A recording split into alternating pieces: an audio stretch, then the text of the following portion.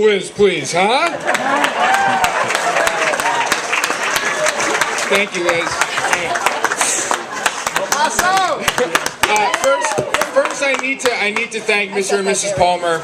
I think I'm going to make it a goal for the rest of my life. Every time I see you, I'm going to thank you for this weekend because it's been incredible, and I'm going to hold you to that. I'm going to hold myself to that.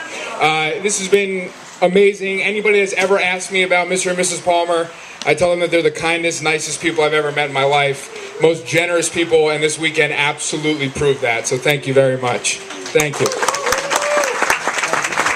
And also, can we give a hand to Pastor Chris, who absolutely crushed it at the ceremony? Absolutely crushed it. Unbelievable.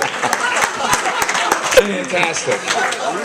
All right, I've been writing this speech since I was 6 years old. So here it goes. I can't tell you what an honor it is to be mentioned in the same breath as Babe Ruth, Lou Gehrig, Willie... Oh boy.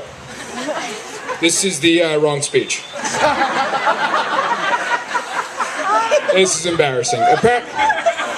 This is the Hall of Fame speech I wrote when I was 6 years old.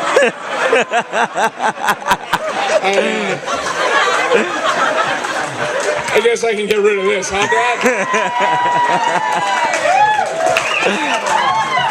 Dad? All right, so for those of you that don't know, there are very few things on this earth that Chris truly loves. In fact, he hates pretty much everything. I'm exaggerating a little bit. He hates 100% of all things. Okay? But not Emily. And the greatest thing about Chris is that as much as he hates things, he loves things that much more. And I'll never forget the first time where I realized his unconditional love for Emily. And it was on the way to a Phillies game. Emily was vacationing in Bosnia or Croatia, or some ridiculous choice for a vacation.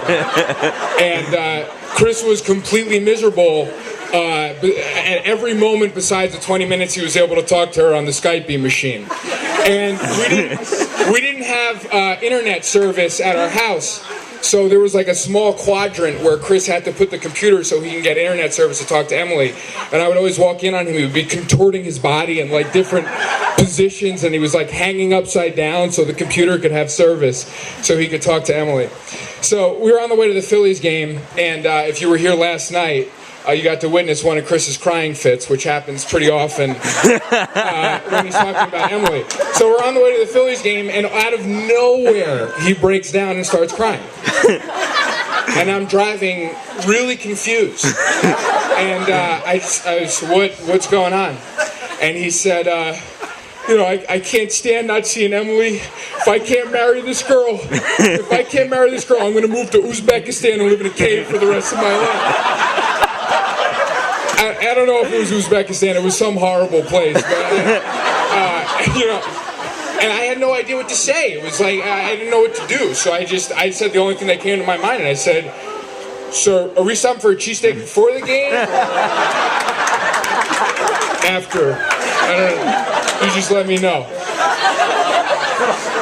And that led to a fight. Nope. But in order to get through those times where Chris is telling these stories and sobbing, and I don't, in order to not jump out the window, I think of all the times that Chris really had my back, and I think about whether he was in elementary school or high school or college, he would carry me around and let me hang out with his friends like I was his prized possession. Like he was so proud to bring me around his friends, and that's something you don't realize until later in life. When I look and I see Timmy, I see Wilson, I see Forky, Stocksdale, Cap, Mike Ritt, and and I guess Steve-O. And these are people, and these are people that I'm so proud to call my own friends. And it wouldn't be that way if Chris didn't treat me the way that he did. So that was great. And when I think about Chris having my back, I go back to a trip we took to Italy the summer before his freshman year of college, and we went with Angie and Tony and their two beautiful sons, Anthony and Danny. And Chris was miserable because, again, miserable, it's a nice theme. He had to gain like 20 pounds to be a safety at Davidson. They said, you got to put on some weight. So he couldn't work out in Italy. He couldn't lift. So I think one day he went to a gym and he came back, we asked him how it was, and as only Chris could say, he was like, oh, it's great. Everything's in kilos and the place smells like armpits. don't even know how he got there. I think he stole a scooter or something.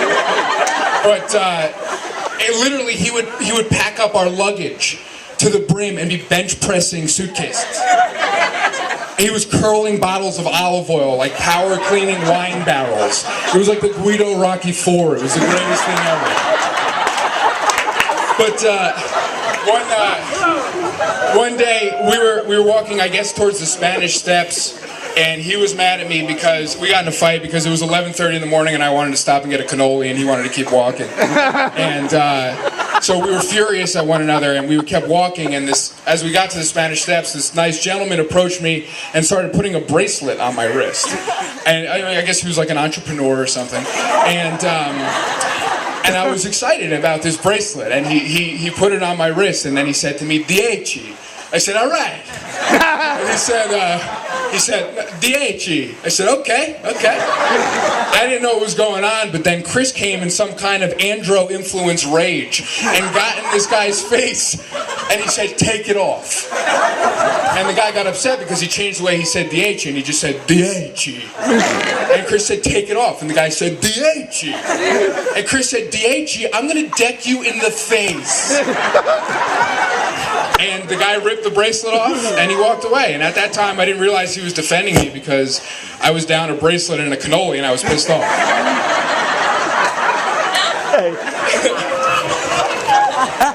So we're not a very mushy family. I don't know why, we're just not. I don't tell my parents enough how much I love them, how much they've influenced my life, how much they mean to me, how much I owe them, literally and figuratively. I don't tell my aunts, uncles, cousins, my friends, Lauren, my coaches. I don't tell you guys enough how much you mean to me, my grandparents. I don't tell you guys enough how much I love you guys. I don't tell Chris how much he means to me, how he's the best brother in the world, how I couldn't ask for anything more, how I'd be a huge dork. No, I don't say that. I don't know if it's because I'm embarrassed or, because it's not true.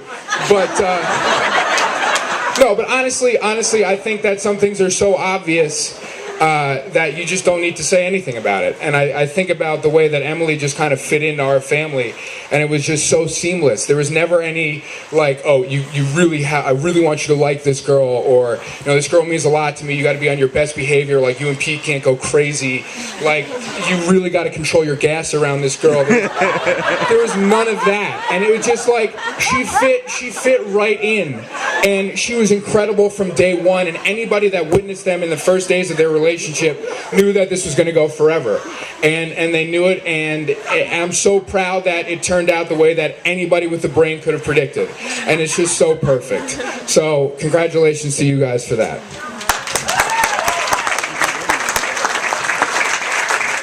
All right, I want to finish off with an excerpt from a letter I wrote to myself when I was in 8th grade. Our teacher told us to write a letter to ourselves for when we graduated high school. So I wrote a letter to my 18-year-old self, and this thing was filthy, so I had to kind of censor it and doctor it up. So I'm going to read you a part of it. Dear Tom, is The Rock, God, still laying the smackdown? Nah, he's probably president or some big-time actor right now. One of those, right? I'd say pretty much he influences everything I do in my life, along with my brother and Chris Farley. My brother, the coolest kid in the whole world, the best brother and the best friend I've ever had, is graduating high school, and he's dating a complete bitch. By now, he's probably in the Arena Football League, and you're probably going to all of his games. I had high hopes for him.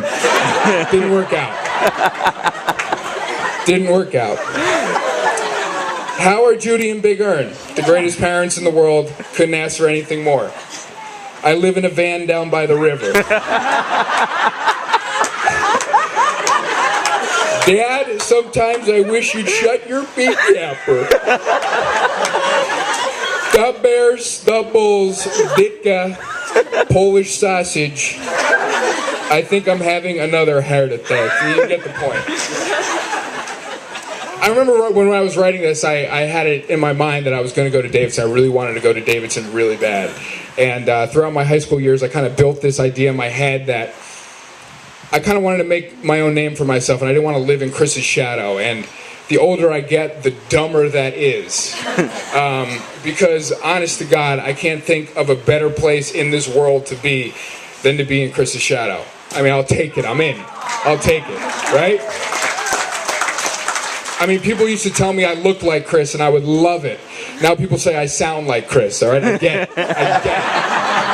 You know what I mean? I get it. But he's 29 years old. He's got the best body for an athletic director on the planet. He's an offensive coordinator. He's got a great heart. He's got a perfect wife.